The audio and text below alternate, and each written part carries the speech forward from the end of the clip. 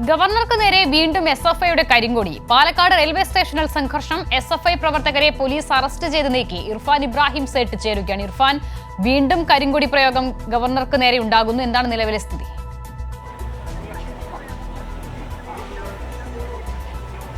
കരിങ്കൊടി പ്രയോഗം വീണ്ടും ഗവർണർക്കെതിരെ ഉണ്ടാകുന്നു. വലിയ രീതിയിലുള്ള ഒരു സംഘർഷം തന്നെയാണ് പാലക്കാട് ഒലവക്കോട് റെയിൽവേ സ്റ്റേഷന് മുന്നിൽ അല്പം മുമ്പ് നടന്നത്. സംഘടിച്ചിട്ട് എസ്എഫ്ഐ പ്രവർത്തകർ ഗവർണർക്ക് നേരെ വീണ്ടും കരിങ്കൊടി കാണിക്കുകയായിരുന്നു.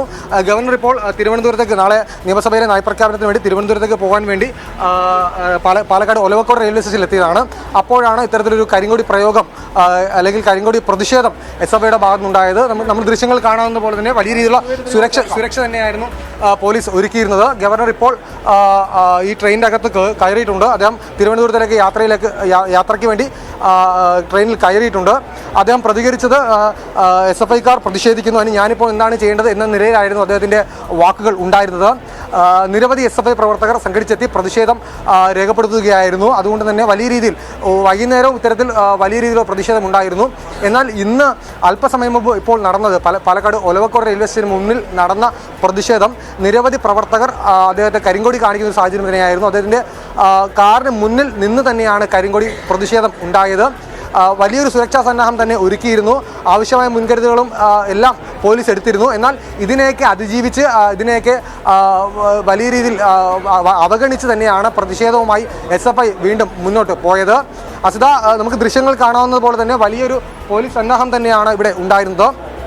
ആ സുരക്ഷാ വലയം ഭേദിച്ച് തന്നെയാണ് എസ്എഫ്ഐ പ്രവർത്തകർ തങ്ങളുടെ പ്രതിഷേധം, ജനാധിപത്യ രീതിയിലുള്ള കരിങ്കൊടി പ്രതിഷേധം ഗവർണർക്ക് നേരെ കാണിച്ചത്.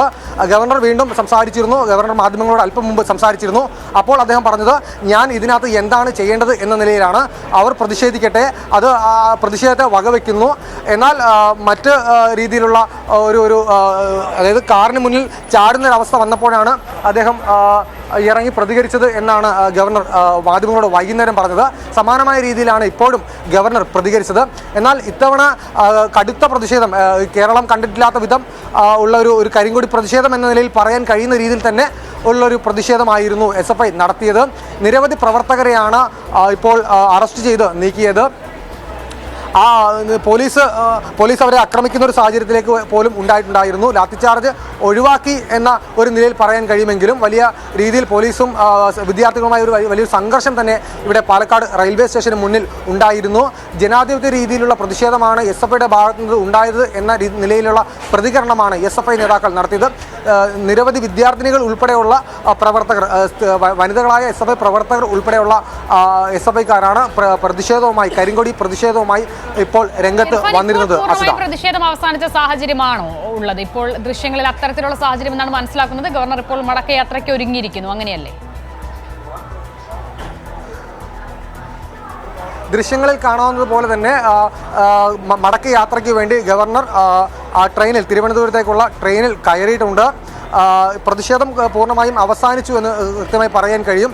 കാരണം 9:30 മണിക്കാണ് ഗവർണറുടെ ഈ ട്രെയിൻ, 9:15 ഗവർണറുടെ ട്രെയിൻ നിശ്ചയിച്ചിരുന്നത്. കൃത്യം 8:30 തന്നെ ഗവർണർ പാലക്കാട് ഗവൺമെൻറ് ഗസ്റ്റ് ഹൗസിൽ നിന്ന് തൻ്റെ യാത്ര പുറപ്പെട്ടു. വഴിനീളം എസ്എഫ്ഐ പ്രവർത്തകർ കാത്തുനിന്നെങ്കിലും ഇതിന് തൊട്ട് മുന്നിലെത്തിയാണ്, ഒലവക്കോട് റെയിൽവേ സ്റ്റേഷന് തൊട്ട് മുന്നിൽ എത്തിയിട്ടാണ് ഏകദേശം 40ഓളം വരുന്ന എസ്എഫ്ഐ പ്രവർത്തകർ ഈ കരിങ്കൊടി പ്രതിഷേധവുമായി എത്തിയത്. എന്നാൽ 20ഓളം പ്രവർത്തകരെ പോലീസ് അറസ്റ്റ് ചെയ്ത് നീക്കുന്നൊരു സാഹചര്യം ഉണ്ടായിരുന്നു. വലിയ രീതിയിലുള്ള ഒരു ശക്തി പ്രയോഗം തന്നെ പോലീസിന് നടത്തേണ്ടി വന്നു. വലിയൊരു സംഘർഷം തന്നെയായിരുന്നു ഇവിടെ ഉണ്ടായിരുന്നത്. സംഘർഷ സാധ്യത കണക്കിലെടുത്ത് SP ഉൾപ്പെടെയുള്ള ജില്ലാ പോലീസ് മേധാവി ഉൾപ്പെടെയുള്ള പോലീസ് ഉദ്യോഗസ്ഥരും നിരവധി DYSPമാരും CAമാരുൾപ്പെടെയുള്ള പോലീസ് ഉദ്യോഗസ്ഥർ, വലിയൊരു പോലീസ് സന്നാഹം തന്നെ ഇവിടെ നിലയുറപ്പിച്ചിരുന്നു. എന്നാൽ പ്രതിരോധ അല്ലെങ്കിൽ ഒരു സുരക്ഷാ വലയത്തെ അതിജീവിച്ചുകൊണ്ട് തന്നെയാണ് എസ്എഫ്ഐ പ്രവർത്തകർ തങ്ങളുടെ ജനാധിപത്യ രീതിയിലുള്ള പ്രതിഷേധം ഗവർണർക്ക് മുന്നിൽ കാണിച്ചത്. ചാൻസലർ കൂടിയായ ഗവർണർ ഈ പ്രതിഷേധം കണ്ടു തന്നെയാണ് ഇപ്പോൾ പാലക്കാട് നിന്ന് മടങ്ങുന്ന ഒരു സാഹചര്യമുള്ളത്. നാളെ നിയമസഭയിൽ നയപ്രഖ്യാപനത്തിന് പോകേണ്ട ഉള്ളതിനാൽ തന്നെയാണ് അദ്ദേഹം ഇപ്പോൾ ഇവിടുന്ന് പോകുന്നത്. ഒരു സ്വകാര്യ പരിപാടിയിൽ വൈകുന്നേരം പാലക്കാട് നഗരത്തിൽ നടന്ന ഒരു സ്വകാര്യ പരിപാടിയിൽ പങ്കെടുക്കാൻ എത്തിയതാണ് ഗവർണർ. അപ്പോഴും ഇത്തരത്തിൽ ഒരു പ്രതിഷേധം എസ്എഫ്ഐ പ്രവർത്തകർ കാണിച്ചിരുന്നു. എന്നാൽ വൈകുന്നേരം കൃത്യമായ ഒരു പോലീസ് ഇടപെടൽ, ശക്തമായൊരു സുരക്ഷ ഒരുക്കിയത് കൊണ്ട് തന്നെ പ്രതിഷേധം ഉണ്ടായിരുന്നെങ്കിലും ഇത്ര തീവ്രമായ നിലയിലൊരു പ്രതിഷേധം ഉണ്ടായില്ല. ആ ഒരു സാഹചര്യം ഒഴിവാക്കാൻ വേണ്ടി പോലീസ് കൃത്യമായി ഇടപെട്ടിരുന്നു. എന്നാൽ വൈകുന്നേരം ഈ ഒലവക്കോട് റെയിൽവേ സ്റ്റേഷന് മുന്നിൽ കൃത്യമായി അവരെ പോലീസ് സുരക്ഷ ഒരുക്കിയിരുന്നെങ്കിലും ആ സുരക്ഷയെല്ലാം അതിജീവിച്ചും ആ സുരക്ഷാ വലയങ്ങളെ ഭേദിച്ച് തന്നെയാണ് SFI പ്രവർത്തകർ ഇപ്പോൾ കരിങ്കൊടി പ്രയോഗം നടത്തിയിട്ടുള്ളത്. ജനാധിപത്യ രീതിയിലുള്ള പ്രതിഷേധങ്ങളെ സ്വാഗതം ചെയ്യുന്നു എന്ന നിലയിലാണ് ഗവർണർ ആരിഫ് മുഹമ്മദ് ഖാൻ പ്രതികരിച്ചത്. എന്നാൽ ആ ഒരു സുരക്ഷയെ വിവരങ്ങൾ നൽകിയത്. വലിയ പ്രതിഷേധം SFI പ്രവർത്തകരുടെ ഭാഗത്ത് നിന്ന് ഗവർണർക്ക് ഉണ്ടാകുന്നു പാലക്കാട് ജില്ലയിൽ. അത് വൈകുന്നേരം മുതൽ തുടങ്ങിയതാണ്. അതിന്റെ ദൃശ്യങ്ങളാണ് അല്പം മുമ്പ് പ്രേക്ഷകർ കണ്ടത്. പ്രതിഷേധക്കാരെ പോലീസ് അറസ്റ്റ് ചെയ്ത് നീക്കി. ഇപ്പോൾ ഗവർണർ തിരുവനന്തപുരത്തേക്കുള്ള മടക്കയാത്രയിലാണ്. റെയിൽവേ സ്റ്റേഷൻ പരിസരവും വലിയ പോലീസ് ബന്ദോബസ്തിലാണ്.